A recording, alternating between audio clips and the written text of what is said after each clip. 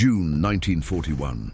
The sun hadn't even fully risen when the silence of the eastern border was shattered by a thunderous artillery fire. Within minutes, the ground began to tremble. It was the beginning of the massive German invasion of the Soviet Union, known as the Operation Barbarossa. Never before in history had an army moved with such force. More than 3 million soldiers from Wehrmacht. They advanced like a human tide of armed men. Endless columns of tanks crossed wheat fields, crushing fences, trees, and anything in their path. Trucks loaded with soldiers kicked up clouds of dust on the roads. Planes swooped down from the sky like metal falcons, bombing still sleeping Soviet bases.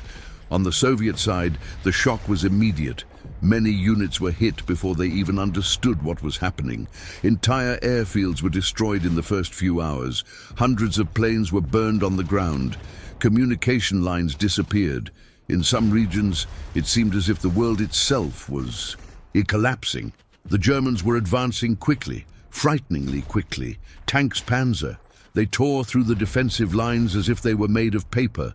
Infantry chased after them, rifles in hand, passing through abandoned villages, burned fields and roads crowded with civilians fleeing desperately. In just a few days, entire cities were in the hands of the German army. For many German soldiers, it seemed like an easy campaign. Germany's war machine seemed invincible. Officers repeated the same phrase on maps and in command rooms. The war will be over before winter. That's what they believed. That's what they told the soldiers. Because of this confidence, almost arrogance, something crucial was overlooked. Most troops did not receive adequate equipment for the Russian winter. Many carried only light field uniforms, the kind used during the European summer. The trucks and backpacks contained ammunition, food, maps, but almost no equipment to face the brutal cold that would come months later. At that time, nobody was thinking about that. The soldiers marched singing.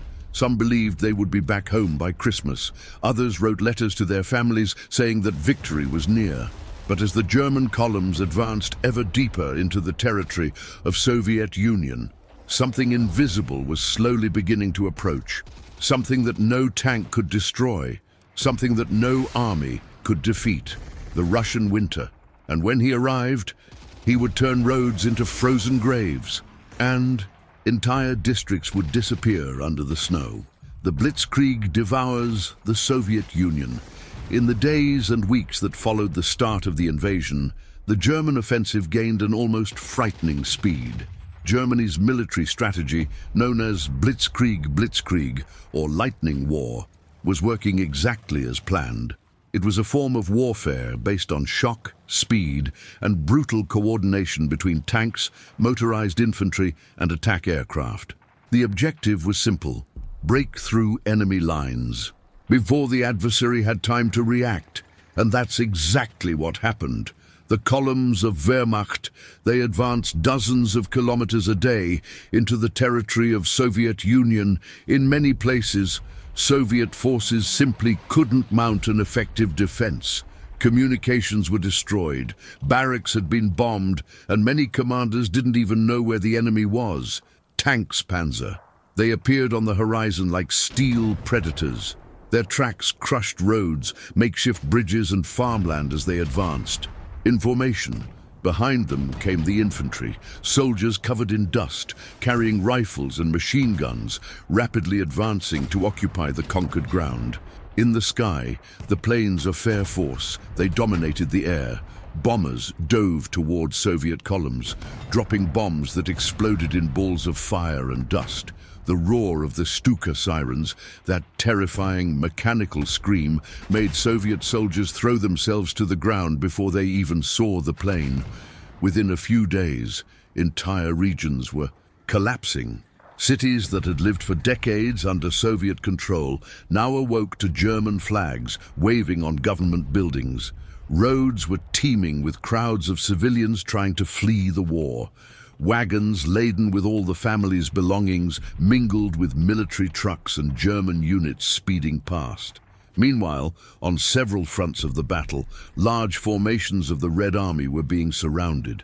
The German tactic was cruel and efficient.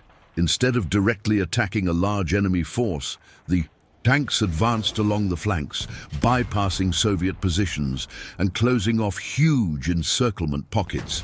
Suddenly, tens or even hundreds of thousands of Soviet soldiers found themselves completely isolated, without supplies, without reinforcements, and without an escape route. These sieges became known as cauldrons. Inside them, chaos reigned supreme. Soviet soldiers desperately tried to break through the German lines. Entire columns of men advanced under machine gun fire, burned out tanks, spewed black smoke across the horizon. Destroyed trucks blocked roads. Wounded soldiers crawled across the ground, trying to escape, while explosions shook the ground around them. But most of the time, there was no way out. Hundreds of thousands of soldiers ended up captured. Long lines of Soviet prisoners marched under German watch, walking along dusty roads, exhausted, hungry, and often wounded. Some simply collapsed along the way, unable to continue. For the German soldiers, the feeling was one of inevitable victory. Maps at command posts were updated almost daily, showing vast areas of the Soviet Union being conquered in a matter of weeks. Each new advance seemed to confirm the idea that the Red Army was crumbling. But there was something that few people were noticing at that moment. Soviet territory seemed endless. The further the Germans advanced, the longer their supply lines became. Trucks had to travel ever greater distances to deliver fuel, ammunition, and food to the troops on the front lines. Poor roads began to show signs of wear. Vehicles broke down more frequently. Human attrition also began to take its toll. Even so, the German war machine continued to advance. For many officers, it seemed only a matter of time before the Soviet capital fell. The great city that symbolized the power of the Soviet regime, Moscow, was beginning to appear more and more frequently on military planning maps. If Moscow fell, many believed the war would be virtually over. But as the German armies advanced ever deeper into the vastness of Russia, something silently began to work against them. The distances were becoming enormous. Time was passing, and slowly, on the distant horizon, summer began to fade. The advance to the gates of Moscow. As the summer of 1941 progressed, the German columns continued to penetrate ever deeper into the heart of the Soviet Union. The offensive, which had begun with almost unbelievable speed, now pushed the battlefront hundreds and hundreds of kilometers into Soviet territory. To many German commanders, it seemed that nothing could stop this advance. On the maps scattered across the desks in headquarters, one objective was beginning to dominate all conversations: Moscow. The Soviet capital was not just a city, it was the political, administrative, and symbolic center of the country. Many German leaders believed that if Moscow fell, the Soviet government would collapse. Capturing the city could break the backbone of Soviet resistance. Thus began the preparation for a new phase of the campaign, the great offensive towards the capital, which would become the Battle of Moscow. During late summer and early autumn, enormous formations of Wehrmacht, they began to reorganize for the final advance. Armored divisions, infantry units, heavy artillery, and supply columns formed a gigantic mass of men and machines slowly advancing eastward. The roads were full. Tankspanzer. They marched in long lines, their engines roaring as they kicked up.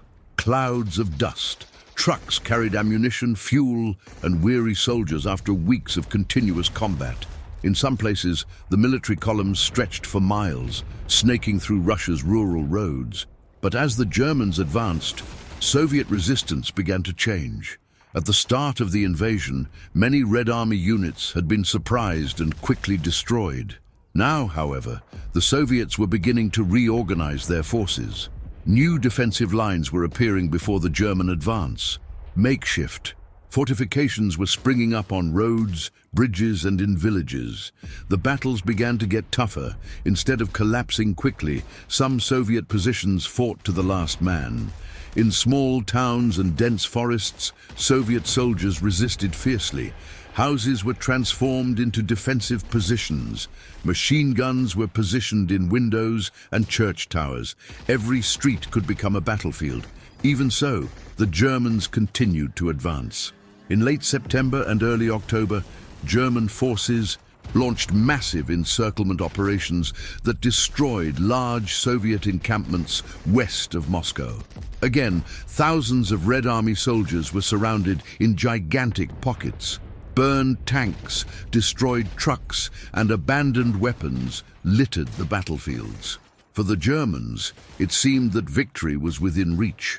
Some advanced units began to see something that, until a few months before, seemed impossible. Signals indicating the distance to Moscow. At certain points along the front, German soldiers were less than 200 kilometers from the Soviet capital. Later, some units would get even closer. So close that, on clear days, advance patrols could see in the distance the towers and industrial structures that marked the approach to the great city. But as the German soldiers advanced with confidence, something slowly began to change around them. The climate. The sky was beginning to turn grayer. The wind was getting colder. The nights were getting longer and longer. The soldiers were still wearing relatively light uniforms. Many were still marching in the same clothes they had worn in the European summer months before. In headquarters, few truly believed that the Russian winter could interfere with victory. After all, according to the original plan, Moscow should have fallen much sooner than that. But the war was taking longer than expected. And then, sometime in October, something started happening to the roads in Russia. First came a cold, persistent rain, then another one, and another one. And suddenly, the ground of the vast Russian plain began to transform into something that no tank, truck, or army could ignore. The ground began to turn to mud, a thick, deep, and treacherous mud that would begin to devour vehicles, swallow wheels, and slow the German army to a desperate rate. The seemingly unstoppable march towards Moscow was about to face its first major enemy. It wasn't an army. It was the very land of Russia. The first sign of disaster, the mud. In early October 1941, something began to change drastically on the battlefield. After months of rapid advance, the German army encountered an enemy that did not appear on military maps, did not wear uniforms, and could not be defeated with bullets or tanks. It was the very land of Russia. First came the rains, cold, persistent, almost endless rains. For days the sky remained heavy and grey, pouring water over the vast plains of Soviet territory. What had once been relatively firm dirt roads slowly began to transform into something completely different. The earth turned to mud, but it wasn't just ordinary mud. It was deep, thick, sticky mud. A dark mass that clung to soldiers' boots and vehicle wheels as if it had a life of its own. This phenomenon was known in Russia as Rasputitsa, the dreaded mud season that every year turned roads and fields into veritable swamps. For the German army, that was a brutal shock. Trucks that once sped forward began to skid on the roads. Engines roared as wheels spun without moving. Within minutes, entire vehicles sank up to their axles. Some simply became stuck forever. Tanks, Panzer. Those animals which had crossed borders like steel predators now struggled to move even a few meters. The heavy tracks tried to grip the ground, but often only dug ever deeper holes in the mud. In several sections of the roads, entire columns of vehicles simply came to a standstill. Trucks loaded with ammunition, fuel, and food were stuck side by side, forming long lines that stretched as far as the eye could see. Soldiers climbed out of the vehicles and tried to push them with their bare hands. Ropes were tied between trucks and tanks in an attempt to pull the stuck vehicles out. It often didn't work. The mud swallowed wheels, boots, and even horses. Yes, horses. A large part of the logistics of Wehrmacht still depended on thousands of horses pulling carts loaded with supplies. Now these animals struggled to walk. Each step required enormous effort. In some, Places, the animals simply collapsed, exhausted, unable to continue pulling the weight through the deep mud. Soldiers tried to help, pulling the carts alongside the horses, but it was often useless. The wheels got stuck. The mud was up to my knees. With each kilometer they traveled, it seemed as if the terrain was fighting against them. Meanwhile, time was passing. In the command maps of the offensive towards Battle of Moscow, German plans depended on speed. The success of Blitzkrieg was always linked to rapidity. Advance quickly, surround the enemy, destroy their forces before they could react. But now the speed had disappeared. Some units took an entire day to advance just a few kilometers. Soldiers marched with difficulty along the destroyed roads. Their boots were covered in heavy mud. Each step seemed to require twice the effort. Uniforms became dirty and soaked. Walking long distances became increasingly exhausting. Frustration was beginning to surface among the soldiers. Officers shouted orders, trying to keep the columns moving. Mechanics worked day and night trying to repair damaged vehicles. Engines were dismantled at the roadside while mud-covered soldiers watched, waiting for orders to continue. And while the Germans were battling that sea of land and water, the Soviets were not standing still. Each hour of delay gave the Red Army more time to reorganize its defenses. New defensive lines were built. Fresh troops began to arrive to protect the approach to the Soviet capital. But at that time, many German soldiers still believed that this was only a temporary obstacle. They thought that as soon as the roads dried out, or the cold weather arrived to harden the ground, the offensive would pick up speed again. What they didn't yet know was that the approaching cold would not simply be an ally in hardening the ground. It would be something much worse, much more deadly, because after the mud, winter would come. Winter arrives early. As November 1941 began, something in the air shifted, almost imperceptibly at first, but soon impossible to ignore.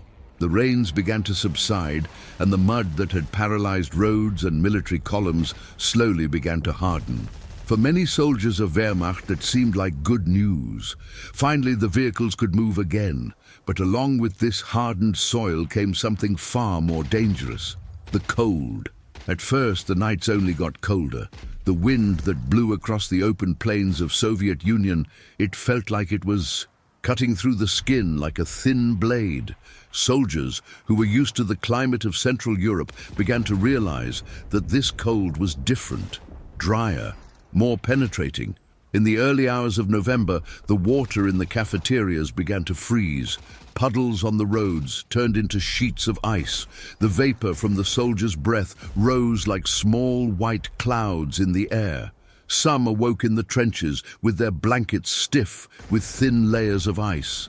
Still, many believed that this was just the beginning of a typical winter. They were wrong. Within a few days, the temperature began to drop drastically. Military thermometers recorded minus 20 degrees Celsius during the night, then minus 30.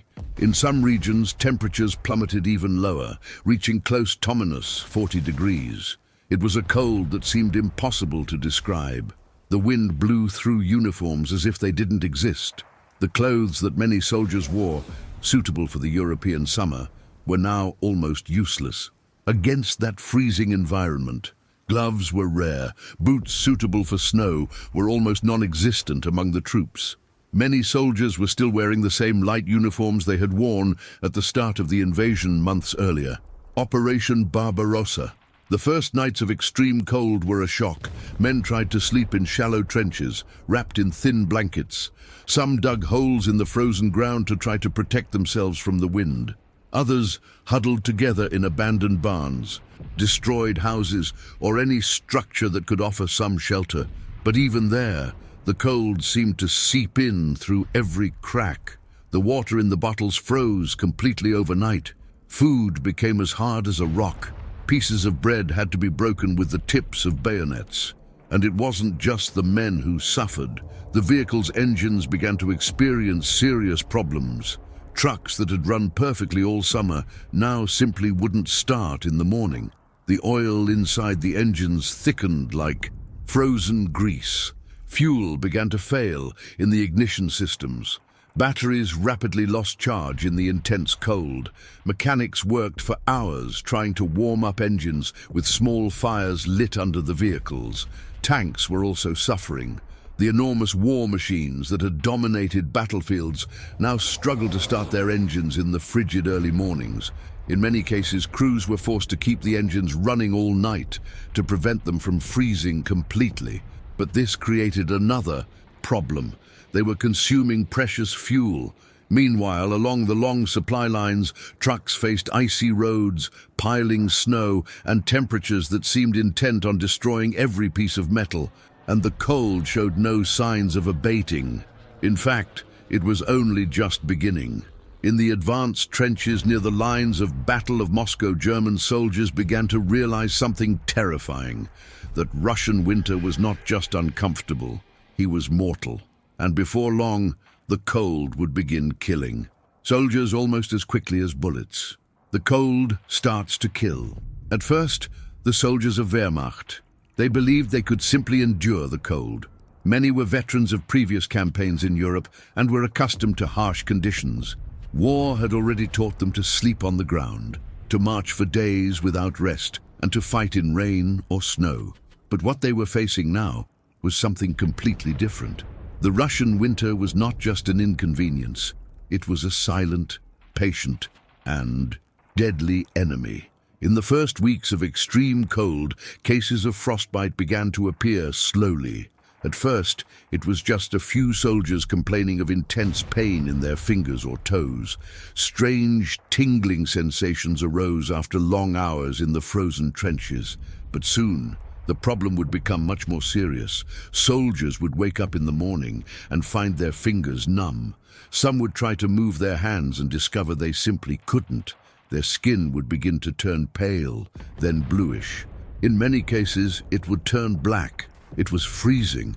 Military doctors quickly began receiving an increasing number of soldiers with frostbite injuries. Frozen feet inside wet boots, fingers stiff as wood. Human tissue was literally beginning to die from the extreme temperatures. When the blood stopped circulating, the meat froze. And when that happened, there was often no going back. Some soldiers had to have fingers amputated. Others lost entire parts of their feet.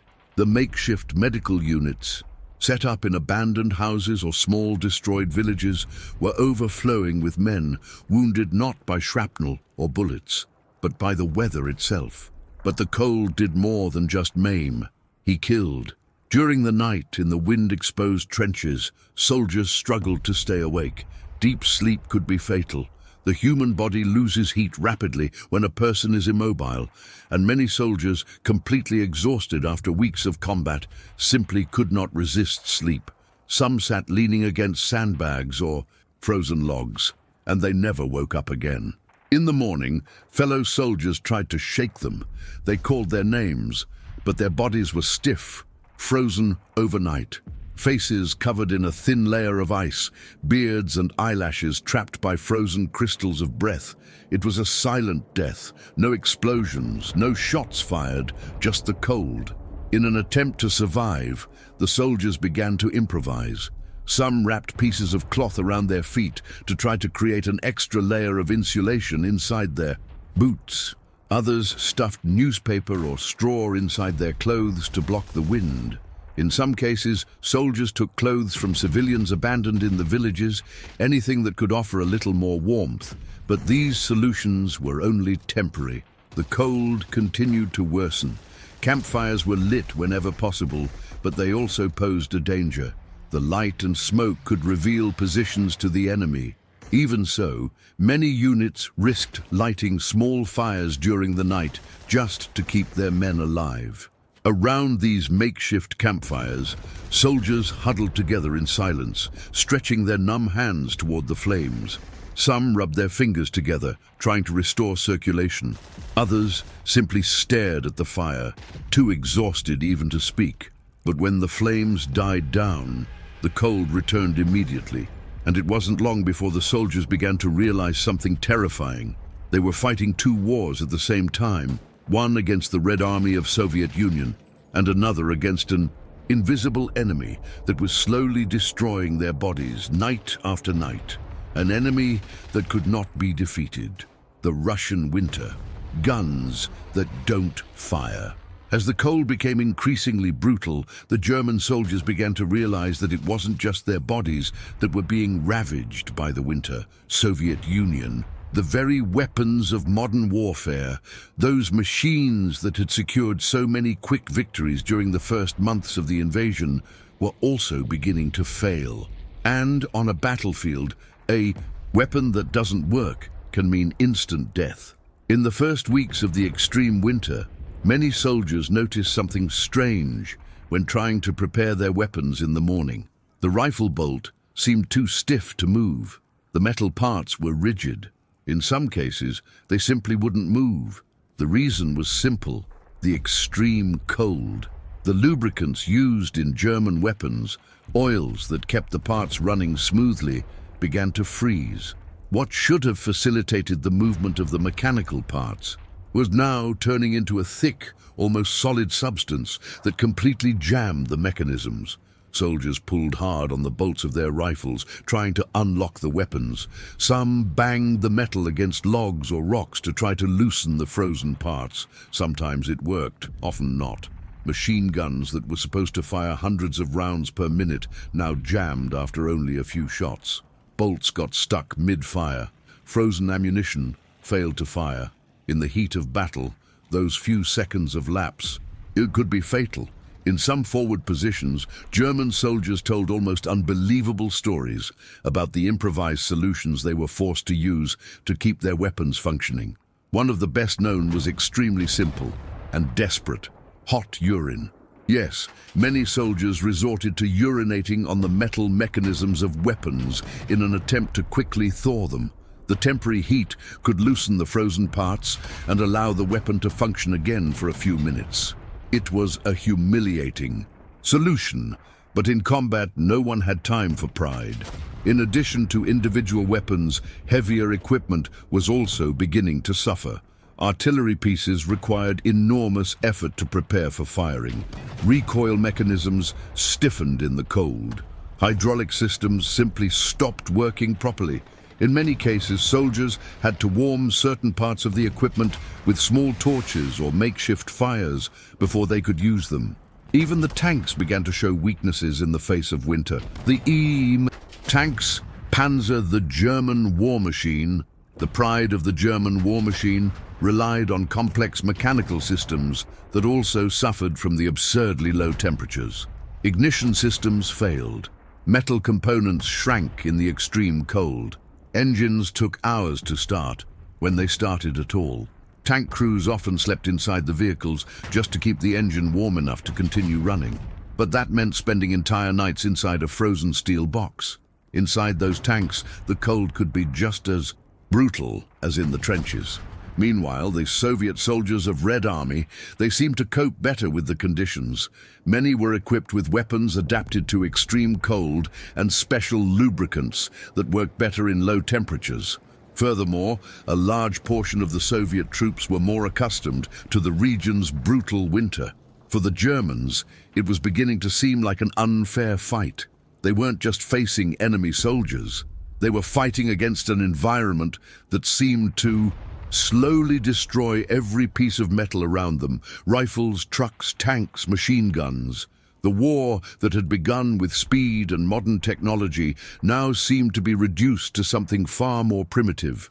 Men trying to survive the cold, men struggling to keep their weapons functional, men trying to resist in a world where metal itself seemed to freeze along with hope. And as winter continued to tighten its grip, another problem began to emerge on the long, frozen roads of the Eastern Front: the horses. And their deaths would begin to trigger a new collapse within the lines of Wehrmacht. Horses freeze to death. As winter progressed and the cold tightened its grip on the Eastern Front, another problem became impossible for the commanders to ignore. Wehrmacht, a problem that to many modern observers may seem surprising. Despite all the technology of modern warfare, tanks, airplanes, trucks, and heavy artillery, much of the German army still relied on something far older: horses. hundreds of thousands of them.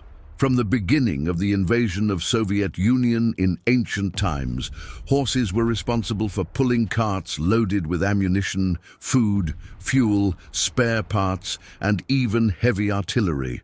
In many regions where trucks could not advance due to bad or destroyed roads, it was these animals that kept the army functioning. They were quiet, sturdy, and reliable, but the Russian winter showed no mercy. With the brutal drop in temperatures, the horses began to suffer as much as the soldiers, and in many cases even more. Unlike the men, they had no winter clothing, no adequate shelter, and no fires to warm their bodies. During the night, the animals were exposed to the biting wind of the open plains. The snow began to slowly cover their backs as they remained tied to carts or makeshift stakes. Some shivered violently for hours. Others simply lay motionless, trying to conserve energy. When morning arrived, the soldiers often encountered disturbing scenes. Dead horses. Their bodies were stiff, frozen during the early morning hours. Ice crystals covered their manes. In some cases, they had died still attached to the carts they were supposed to pull. In other situations, the animals simply collapsed in the middle of the frozen roads, unable to continue. The extreme cold was rapidly draining their strength. Food for the animals was also becoming scarce. The hay was freezing, the water was turning to ice, and supplies were reaching the advanced units with increasing difficulty. Without enough food, the horses grew weak, and when a horse grew weak, it could no longer pull.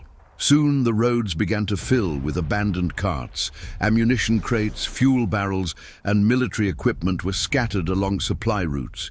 In many cases, soldiers were forced to abandon entire loads simply because there were no more animals to transport them. Some units tried using men to pull the carts. Soldiers tied themselves to ropes and tried to drag the vehicles through the snow and ice. But it was extremely exhausting. After a few hundred meters, the men were completely drained of strength. And even when they managed to move the carts, the cold continued to claim its victims. The carcasses of dead horses began to appear everywhere, on the roads, in the fields, next to broken-down carts. Often the bodies remained there for days or weeks, frozen in the same spot where they had fallen. In some cases, German units were forced to use knives and axes to cut chunks of the frozen flesh from these animals. It was food, tough, frozen, and often tastes awful, but still edible. For many starving soldiers, that meat was the only way to survive. But the problem went far beyond hunger. Without horses, the army's logistic system began to collapse.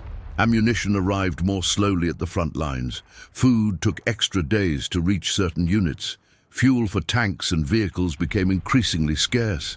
The gigantic German war machine, which months earlier had advanced with devastating speed during Operation Barbarossa, now it was starting to feel heavy, slow, almost paralyzed. Meanwhile, something important was happening on the other side of the front line. The Soviet commanders were watching. They could see the deterioration. They saw the German advance slowing down, and they knew that this was the perfect moment to counterattack. Very soon, a new force would enter the battle, a force that was accustomed to fighting in the brutal cold of Russia. And when those soldiers arrived on the battlefield, the balance of the war would begin to shift. The Soviet counterattack. While winter continued to slowly crush German forces, something important was happening far beyond the front lines. Inside the Soviet capital, the high command of Red Army, I was preparing a response, a gigantic response. For weeks, the Germans had been advancing toward the Soviet capital, increasingly pressing the city's defenses during the Battle of Moscow. At certain points along the front, German units were dangerously close to the city. Some advanced patrols even managed to see in the distance the towers and industrial structures that marked the approach to Moscow. It seemed as if the capital could fall at any moment. But behind Soviet lines, something was changing. Military trains began arriving overnight, bringing new troops. Rail convoys crossed thousands of kilometers of the interior of the Soviet Union, transporting soldiers, tanks and artillery to reinforce the defense of the capital. The person responsible for coordinating this massive defense was one of the most capable commanders in the Red Army, Georgy Zhukov. Zhukov had been sent to Moscow with a clear mission to prevent the fall of the capital at all costs, and he knew that time was beginning to work in favor of the Soviets. The reports coming from the front lines were clear. The troops of Wehrmacht, they were exhausted. Many units were under-equipped for winter, vehicles were malfunctioning. Soldiers were suffering from frostbite and illness. The German war machine was still dangerous, but it was weakened. Zhukov then decided to prepare something that few Germans expected at that moment: a massive counterattack. In early December 1941, when the cold had already plunged the Russian plains into brutal temperatures, the Red Army launched its offensive, and she came in full force. At dawn, the frozen silence of the front was broken by thousands of artillery shots. Soviet cannons began, bombarding German positions along hundreds of kilometers of the front. The ground trembled with the impact of the explosions as columns of smoke rose into the frigid air. Soon after, the Soviet troops advanced. Soldiers dressed in white winter uniforms emerged from the snow, almost invisible against the frozen landscape. Entire units advanced through snow-covered forests and open plains, attacking German positions that were ill-prepared for an offensive of that size. For many German soldiers, the attack came as a shock. After months of progress, now they were the ones being pushed back. German machine guns opened fire, trying to hold back the waves of Soviet soldiers. Artillery fired desperately to slow the enemy advance, but the German lines were too stretched, too worn down, and too frozen. In several positions, German units were simply overwhelmed by the attack. Soldiers fought through the deep snow, firing frozen rifles and trying to hold makeshift positions. Some defended small, destroyed villages, transformed into improvised fortresses. Others dug shallow trenches in the frozen earth, trying to withstand the mounting enemy pressure. But the Soviets kept advancing. Soviet tanks emerged through the snow and smoke. Infantry followed closely behind, advancing rapidly as grenades exploded on German positions. For the first time since the start of the invasion that began during Operation Barbarossa, the Germans were being pushed back on a large scale. The psychological shock was enormous. Many soldiers of Wehrmacht, for months they had believed that the Red Army was on the verge of collapse. Now, suddenly, they were facing a renewed, aggressive, and seemingly endless enemy. And there was something even more worrying. Among the Soviet troops entering the battlefield were special units from extremely cold regions of the Soviet Empire. Soldiers who had grown up and trained in temperatures well below zero. Soldiers who knew how to fight in winter. And when those troops fully entered the battle, the German nightmare of the Russian winter would get even worse. Siberian soldiers enter the war. As the Soviet counterattack gained momentum on the frozen lines of Battle of Moscow, a new type of soldier began to appear on the battlefield. For many Germans of the Wehrmacht, they seemed to emerge almost like ghosts from the snow, and in a way, that's exactly what they were. These men came from one of the coldest and harshest regions on the planet, Siberia. A Siberia vast and brutal. It was a land where winter was not an extraordinary event. It was simply part of everyday life. Temperatures of -40 degrees, such conditions were not uncommon there. Many of those soldiers had grown up hunting, skiing, and surviving in weather conditions that would have been unthinkable for most Europeans. Now, these men were arriving at the front lines. For weeks, military trains had crossed thousands of kilometers across the vastness of the Soviet Union, transporting these troops to defend Moscow. The decision to transfer them to the Western Front had been carefully calculated by the Soviet command, led by Georgy Zhukov.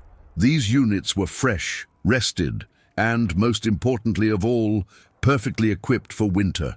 While many German soldiers were still fighting in inadequate uniforms, the Siberian soldiers arrived in heavy winter clothing. They wore thick, padded coats, felt boots that insulated against the cold, and thick gloves that allowed them to handle weapons even in extreme temperatures. Their helmets and uniforms were often covered in white camouflage, which made them almost invisible against the snow-covered landscape. But it wasn't just the equipment that made the difference. These soldiers knew how to move through deep snow. Many units used skis to traverse long distances quickly. Instead of being stuck on frozen roads, they could cross frozen forests, fields, and rivers with surprising mobility. This gave them a huge advantage. During the night, small Siberian reconnaissance units infiltrated the German lines. They glided silently over the snow, approaching enemy positions undetected. For many German soldiers, the first sign that they were being attacked was the dry sound of a gunshot in the dark, or the sudden impact of grenades falling inside the trenches. Suddenly fighting broke out everywhere, in the ice-covered forests, among the destroyed houses of small villages, on frozen roads where German trucks were desperately trying to keep running. The Siberian soldiers attacked with confidence. They were accustomed to that environment. They knew how to protect themselves from the wind. They knew how to use the snow-covered terrain to their advantage. For the exhausted and frozen Germans, it seemed almost supernatural. Some accounts from soldiers of Wehrmacht, they described the feeling of fighting enemies that simply appeared and disappeared in the white landscape. Men dressed in white would emerge from nowhere, fire their weapons, and vanish again among snow-covered trees. Meanwhile, temperatures continued to fall. The wind cut across the open plains like an invisible blade. Snow piled up in the trenches, guns kept jamming, engines kept failing. And now, on top of all that, the Germans faced an enemy that seemed perfectly adapted to that frozen hell. With the arrival of these Siberian troops, the Soviet counterattack gained even more strength. At various points along the front, German units began to be pushed back with increasing intensity. Some positions resisted, others simply disappeared under the weight of the offensive, and little by little, something terrible began to happen to the German divisions scattered across the Eastern Front. Some of them were ceasing to exist, not just because of the fight, but because the cold, hunger, attrition, and Soviet attacks were slowly destroying entire units of Wehrmacht. Divisions that had begun the campaign with thousands of men were now being reduced to mere shadows of their former selves, and the worst was yet to come. German divisions begin to disappear. With the arrival of Siberian troops and the increasingly aggressive advance of Red Army, the situation of the forces of Wehrmacht, the situation on the Eastern Front, began to deteriorate alarmingly.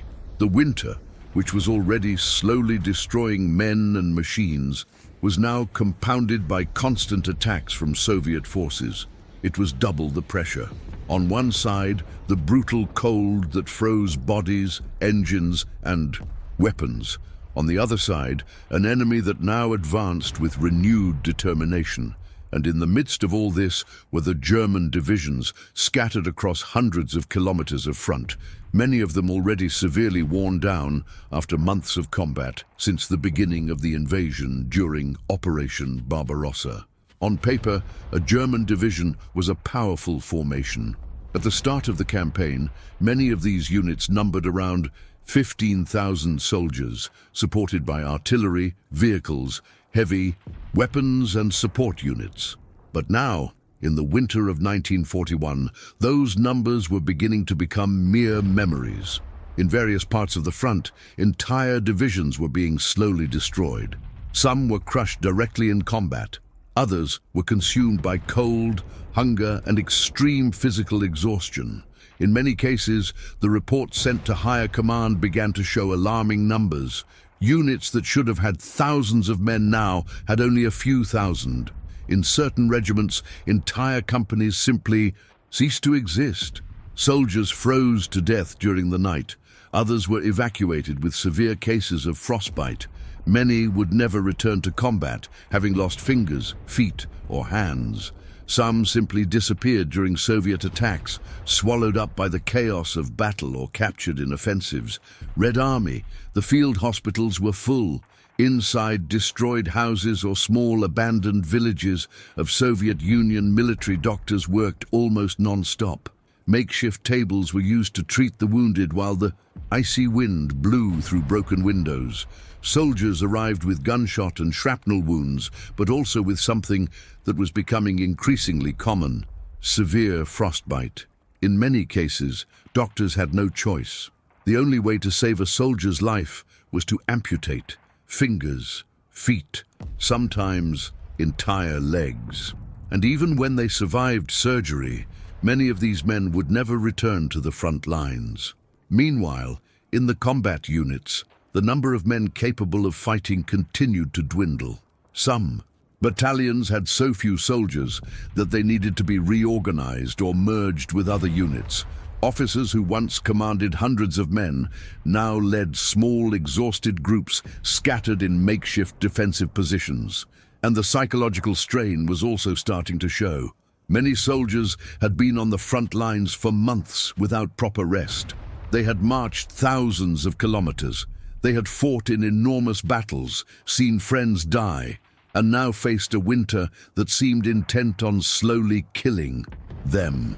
Morale was starting to fall. The letters sent home had changed in tone. At the beginning of the invasion, many soldiers wrote confidently, talking about quick victories and the expectation of returning to Germany soon. Now, the words were different. They were talking about the cold, from hunger, from exhaustion. They spoke of an enemy that seemed to keep arriving, and they spoke of the constant fear of freezing to death somewhere far away on the Russian plains. In some sectors of the front, German commanders began to realize something unthinkable just a few months earlier. They were no longer making progress. They were trying to survive. The Blitzkrieg was over. Now, it was a brutal struggle for resistance. And in the midst of this relentless winter, the German trenches were slowly transforming into something grim, not just combat stances, but veritable frozen cemeteries. The horror of the frozen trenches. On the advanced lines of the Eastern Front, the war had transformed into something completely different from what the German soldiers had imagined when they crossed the border. Soviet Union months before. There was no more rapid advance, nor large tank maneuvers tearing through open fields. Now there was only resistance and survival. The trenches dug by the soldiers of Wehrmacht, they were not like those of the First World War, deep and well-structured. The Russian soil was frozen like stone. Digging was almost impossible. Many defensive positions were just shallow, holes in the hard earth protected by sandbags, logs, or pieces of wood salvaged from destroyed houses. These makeshift trenches offered little protection against the wind that swept across the open plains. During the night, the cold seemed even more cruel. The wind howled through the frozen trees and abandoned houses. Snow fell slowly, covering sandbags, helmets, and weapons. Inside the German positions, soldiers tried to stay alive in the only way they could, by staying as close to each other as possible. Many slept embracing each other, 2, 3, or even 4 men huddled inside a makeshift shelter, trying to share what little warmth their bodies still produced. Even so, the cold penetrated through their wet clothes, frozen boots, and torn gloves. Sometimes, in the middle of the night, a soldier would simply stop responding. His comrades thought he was just sleeping soundly. After all, they were all exhausted. Days and nights of combat, hunger, and cold had drained any energy he had left. But when the pale morning sun rose above the white horizon, the truth became clear. Some of those men never woke up. Their bodies were stiff, frozen by the cold of the night. Their beards were covered in ice crystals formed by their own breath. Their eyes were closed, as if they were still sleeping. It was a silent death. No explosions, no shots fired. It's just the cold doing its job. And there was another terrible problem. Burying the dead was nearly impossible. The ground was completely frozen. The shovels pounded against the hard earth as if it were stone. Even when the soldiers tried to dig, they could only open up a few centimeters before giving up. In many cases, the bodies were simply placed beside the trenches or behind defensive positions. Some were covered in snow, others remained where they had fallen. As the days passed, those frozen bodies became part of the landscape. Motionless figures in the snow, still wearing their uniforms, their helmets bent, their frozen hands clutching rifles. It was a disturbing scene.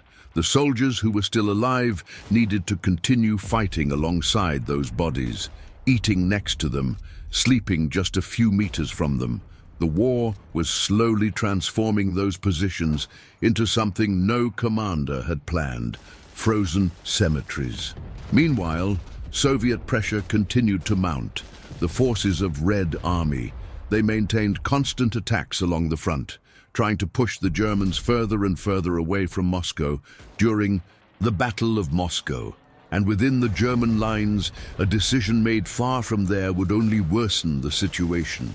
A decision coming directly from the top of the German command.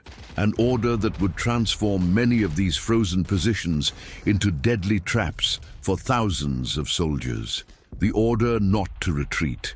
The order not to retreat. While German soldiers struggled to survive in the frozen trenches of the Eastern Front, crucial decisions were being made thousands of kilometers away in Germany's command centers. Maps were analyzed, reports were read, and generals tried to understand what was happening on the battlefield. The reports coming from the front were worrying. Divisions were being reduced to fractions of their original strength. Vehicles were failing in the extreme cold. Supplies were becoming increasingly difficult to obtain. And the Soviet counterattack, led by General Name Missing, was underway. Georgy Zhukov was pushing German forces back in several sectors of the front. During the Battle of Moscow, many German commanders on the battlefield began to realize something alarming. Their positions were becoming untenable. Some units were so exposed to the cold and Soviet pressure that the only logical solution seemed to be a strategic retreat. To retreat a few kilometers, reorganize the lines, move closer to supply routes, and allow the troops to survive the winter. It was a sensible military decision, but that decision was not up to them. At the top of the chain of command was the leader of Germany, Adolf Hitler, and the order that came from above was clear, harsh, and absolutely inflexible. No withdrawals. The troops were to hold their positions at all costs. For Hitler, retreating meant weakness. He believed that any withdrawal could turn into an uncontrolled retreat, creating panic on the front lines and paving the way for a total collapse of the front. In his view, the German division should stand firm, resisting the cold and Soviet attacks until the situation stabilized again. But on the battlefield, this order had devastating consequences. German units were trapped in extremely vulnerable positions. Many were isolated, with weak or almost non-existent supply lines. Even so, local commanders received clear instructions: remain where they were, no matter the cost. In some regions, small, destroyed villages became makeshift fortresses. Wooden houses were transformed into defensive outposts. Sandbags were piled in windows. Machine guns were positioned in the towers of broken churches.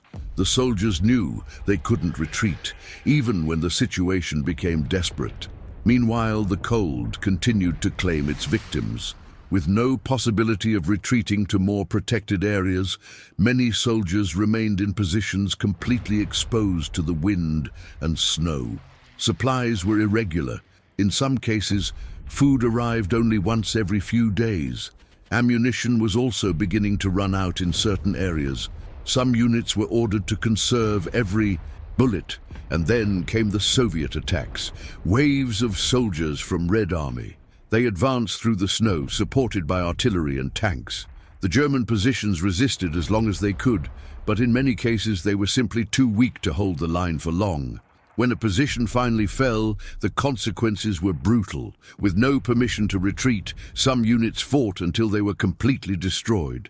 Soldiers died in their frozen trenches, defending patches of land that had been declared unalterable by higher command. These positions turned into deadly traps, small pockets of resistance where exhausted and frozen soldiers fought until the very last moment. For many men of Wehrmacht, those orders meant one very clear thing. They were not just fighting against the enemy and against the winter. They were prisoners, trapped on a frozen front line where each passing day seemed to consume more men, more equipment, and more hope. And when some of these units finally managed to escape, the Soviet pressure and retreat, what remained of them was almost unrecognizable. Divisions that had begun the campaign with thousands of soldiers were now reduced to small groups of survivors, exhausted, hungry, and forever marked by the most brutal winter they had ever faced. The chaotic withdrawal. Even with the strict order of Adolf Hitler by prohibiting retreats, the brutal reality of the battlefield slowly began to impose its own logic. In many sectors of the front, the pressure of Red Army during the Battle of Moscow, it made certain positions simply impossible to hold. When some lines finally broke, what followed was not an organized retreat, it was chaos. Amid the brutal cold and deep snow, units of Wehrmacht, they began to retreat slowly to positions further back, trying to escape the Soviet encirclement. But these retreats took place under terrible conditions. The roads were covered in ice and compacted snow. Many vehicles simply wouldn't work anymore. Abandoned trucks, broken tanks and destroyed wagons blocked entire routes. In some stretches, columns of soldiers had to walk for miles, dragging equipment through the deep snow, and the cold continued relentlessly. During these retreats, many men simply no longer had the energy to continue. Months of combat, hunger, and freezing had destroyed their strength. Some soldiers walked with dragging steps, nearly collapsing every few meters. Others simply stopped. Some sat by the roadside to rest for a moment, just a moment. But once they sat down, they often never got up again. The cold did the rest. Along the escape routes, frozen bodies began to appear more and more frequently. Soldiers who had collapsed from exhaustion during the march. Men who could not continue walking in the deep snow. Fellow unit members would sometimes try to help them, pulling them by the arms or carrying them for a while. But often it was impossible. Each man was fighting for his own survival. Meanwhile, Soviet pressure continued to mount. Units of Red Army. They advanced through the snow, attacking retreating columns whenever possible. Artillery rained down on congested roads. Grenades exploded among groups of exhausted soldiers. The retreat was becoming even more desperate. Heavy equipment was abandoned in large quantities. Tanks that could no longer function were simply left behind. Artillery pieces were stuck in the snow or lacked horses to pull them. Trucks without fuel were abandoned on the roads. The gigantic German war machine was leaving behind a trail of frozen destruction on the plains of Soviet Union. But what shocked the German commanders most was the state of their own divisions. Units that had begun the campaign with around 15,000 men were now barely able to muster 3,000. Some had even less. Entire regiments had disappeared. Whole battalions were reduced to small groups of survivors. Officers tried to reorganize these forces, but it was often impossible to distinguish where one unit ended and another began. Soldiers from different divisions mingled during the retreat, forming makeshift columns of men who were simply trying to escape the front line. And yet, even amidst this chaos, many continued to fight. Some German units established temporary defensive positions along the retreat routes, attempting to delay the Soviet advance to allow other troops to escape. Small groups of soldiers defended destroyed villages or frozen crossroads, fighting until they spent their last ammunition before retreating again. It was a war for survival, a war where every kilometer retreated cost blood, cold, and lives. And when some of these divisions finally managed to reach new defensive positions further west, what remained of them was only a shadow of the powerful army that had crossed the border months before during Operation Barbarossa. Exhausted men, frozen beards, torn uniforms, eyes empty with weariness. They had survived the Russian winter, but the price had been devastating. Entire divisions had disappeared in the snow. The winter that changed the war. When the first signs of spring began to appear in early 1942, one thing was clear to all the commanders involved in the war in the East. The Russian winter had not been just a difficult phase of the campaign. He had completely changed the course of the war. Months earlier, when the invasion began during the Operation Barbarossa, the German leadership believed that the Soviet Union would collapse quickly. Confidence was enormous. The initial victories had been devastating. Entire armies of Red Army, they were surrounded, destroyed, or captured. Cities fell one after another. For many German strategists, it seemed only a matter of time before the Soviet regime collapsed. But winter proved otherwise. On the frozen plains of Soviet Union, the German Blitzkrieg had reached its limit. The speed that had been the greatest strength of the Wehrmacht, it disappeared amidst the enormous distances, the mud of the ice, Rasputitsa, and finally the brutal cold of the Russian winter. Entire divisions were destroyed. Some disappeared in combat during the Soviet counterattack led by Georgy Zhukov, that Battle of Moscow. Others were slowly consumed by the cold, hunger, freezing, and extreme physical exhaustion. Tanks that had advanced thousands of kilometers were left abandoned on frozen roads. Destroyed trucks and broken-down carts marked the retreat routes. Dead horses lay frozen on the plains, silent witnesses to the logistical catastrophe. But the biggest impact was on men. When many of these divisions were finally reorganized months later, their numbers were shocking. Units that had begun the campaign with around 15,000 soldiers were now reduced to 3,000, sometimes less. Thousands of men had died, not just in combat, but frozen in the trenches, frozen in the retreat marches, frozen during the long nights of the Russian winter. At the same time, something important had happened on the other side of the war. The Soviet Union had survived. Despite the enormous losses in the first months of the invasion, the country managed to reorganize its forces, move industries inland, and mobilize millions of new soldiers. The counterattack that began in the winter of 1941 showed the world something that many were beginning to doubt. The Red Army, he was still capable of fighting and winning. From that moment on, the war in the East would cease to be a quick campaign. It would turn into a gigantic conflict of attrition, lasting another 3 years and costing tens of millions of lives within the World War II. For the German soldiers who survived that winter, the memory would remain forever. They had marched confidently eastward, believing that victory would come quickly. But on the frozen plains of Russia, they discovered something that no military map had predicted. Winter could be as deadly as any army, and for thousands of men from Wehrmacht, that winter would become his last battle.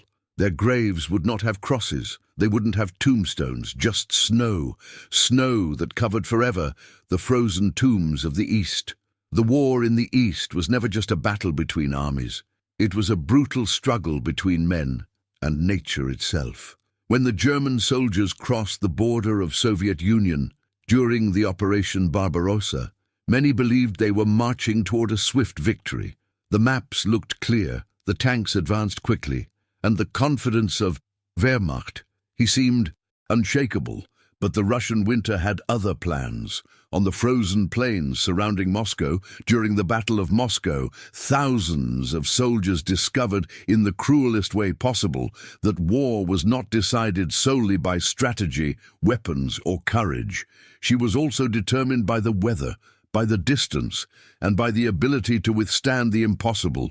Entire divisions disappeared. Some were destroyed in combat against the Red Army.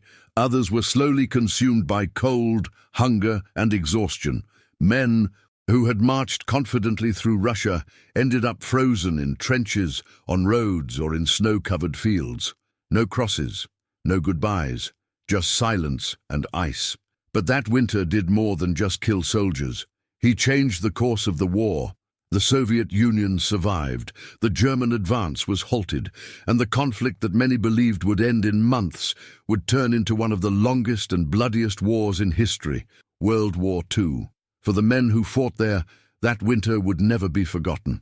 Because in the frozen lands of the East, war didn't just kill men, she buried them in the snow itself, in the frozen graves of the East.